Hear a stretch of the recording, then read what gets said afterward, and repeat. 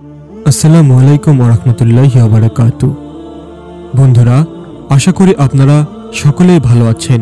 বন্ধুরা, আমরা জীবনে কখনোই এটা কল্পনা করতে পারিনি যে চীন ইসলামিক কিতাব কুরআন এবং খ্রিস্টান কিতাব বাইবেল নতুনভাবে লেখার অথবা সংশোধন করার প্রস্তুতি নিচ্ছে। আস্তাগফিরুল্লাহ। কুরআন কারীম বিশ্ব মানবতার জন্য এক অফুরন্ত নিয়ামত। আল্লাহ তাআলা বড়ই মেহেরবানি যে তিনি আমাদের উপর কুরআন অবতীর্ণ করেছেন। কুরআন এমন একটি কিতাব যার মাধ্যমে আরবের সেই বর্বর জাতি সৌভাগ্যবান জাতিতে পরিণত হয়েছিল। রাসূলুল্লাহ সাল্লাল্লাহু আলাইহি ওয়াসাল্লাম কুরআন দিয়েই পৃথিবীর সর্বশ্রেষ্ঠ মানুষ তৈরি করেছিলেন। কুরআনের নামকরণ করেছেন মহান আল্লাহ তাআলা, আর কুরআনের হেফাজতের দায়িত্ব নিয়েছেন মহান আল্লাহ তাআলা নিজেই। আজ পর্যন্ত কেউই কুরআনকে পরিবর্তন করে দেওয়ার ষড়যন্ত্রে সফল হতে পারেনি এবং ভবিষ্যতেও পারবে না। আল্লাহ তাআলা পবিত্র কোরআনে ইরশাদ করেছেন, আমি পবিত্র কোরআন অবতীর্ণ করেছি আর আমি তা নিজেই তা সংরক্ষণ করব। সূরা হিজর আয়াত নম্বর 9। যতদিন পর্যন্ত পৃথিবী থাকবে ততদিন পর্যন্ত পবিত্র কোরআন অপকৃত অবস্থায় টিকে থাকবে। আল্লাহ তাআলা বলেন, আল্লাহর বাণীতে কোনো রকম পরিবর্তন হয় না। সূরা ইউনূস আয়াত নম্বর 64। আর এটা সম্মানিত কিতাব যার সামনের দিক থেকে কিংবা পিছনের দিক থেকে বাতিল প্রবেশ করতে পারে না। প্রশংসিত প্রজ্ঞাময় আল্লাহর পক্ষ থেকে অবতীর্ণ সূরা ফুসফুস আয়াত নম্বর 42। বন্ধুরা, চীন সরকার যাই বলুক না কেন, আমরা জানি কিছুই করতে পারবে না। এখন চীন ভেবেছে যে কোরআন ও বাইবেল নতুন সংস্করণগুলি এমন বিষয়বস্তু বাদ দেবে যা চীনের শীর্ষস্থানীয় কমিউনিস্ট পার্টির বিশ্বাসে পরিপন্থী, যারা একটি প্রকল্পের অংশ হিসেবে সময়ের ধরনের অগ্রগতির সাথে সঙ্গতিপূর্ণ নয়। এমন বিষয়বস্তুগুলিকে লক্ষ্য করে বিদ্যমান ধর্মীয় সাধারণ বিষয়গুলি ব্যাপক মূল্যায়ন করার আহ্বান জানিয়েছেন।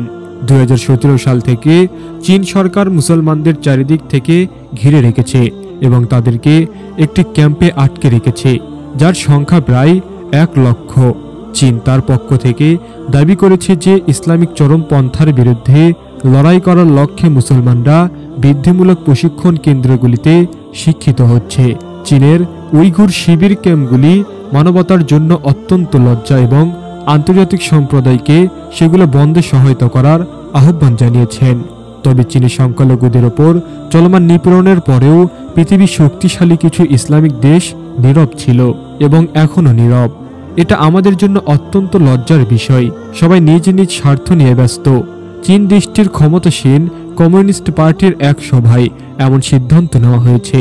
তাদের পরিকল্পনা সমাজতান্ত্রিক মূল্যবোধের সাথে সঙ্গতিপূর্ণভাবে মৌলিক ধর্মগ্রন্থগুলোর অনুবাদ করা হবে এবং সেখানে যে সকল বিষয় প্রেসিডেন্ট সি জিনপিং এর পার্টির সাথে সাংঘাতিক সেগুলো পরিবর্তন করা হবে। গত নভেম্বরে চীনের নৃতাত্ত্বিক ও ধর্মীয় বিষয়াদি সংক্রান্ত কমিউনিটির এক সভায় এই ধরনের প্রস্তাব গৃহীত হয়। সেখানে বলা হয়েছে, নতুন সময়ের আলোকে পরিবর্তন করা হবে এবং তাতে সমাজতন্ত্রের সঙ্গে সাংঘর্ষিক কোনো উপাদান থাকবে না। বিশেষজ্ঞ ও বিভিন্ন ধর্মের অনুসারীদের 16 জন কমিউনিস্ট পার্টির সদস্য নিয়ে সভাটি অনুষ্ঠিত হয়। চীন সরকারের পলিটিক্যাল কনসালটেটিভ কনফারেন্সের চেয়ারম্যান ওয়ান ইয়ং এর তত্ত্বাবধানে এই বৈঠকটি অনুষ্ঠিত হয়।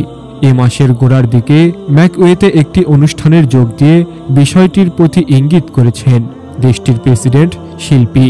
ফরাসি গণমাধ্যম লে ফিগারো কে ওয়ান ইয়ং জানিয়েছেন, প্রেসিডেন্ট সিং পিনের নির্দেশনা অনুযায়ী যুগের চাহিদা ও সমাজতান্ত্রিক মূল্যবোধের ভিত্তিতে বিভিন্ন ধর্মের তথ্য ব্যাখ্যা দেবে চীনা ধর্মীয় কর্তৃপক্ষ। বন্ধুরা, প্রত্যেক মুসলিম ও বিশ্বাসীদের এই সিদ্ধান্তে বিরোধিতা করা উচিত এবং এর বিরুদ্ধে রুখে দাঁড়ানো উচিত। আমরা আমাদের কোরআনকে ভালোবাসি এবং প্রতিদিন এটা আমাদের তেলাওয়াত করি। এটি আমাদের মানবতার সমাধান এবং শান্তি। হে আমাদের রব, অন্যায়কারীদের মোকাবেলা করো এবং মুমিনদের অন্তরকে শক্তিশালী করো। আমিন।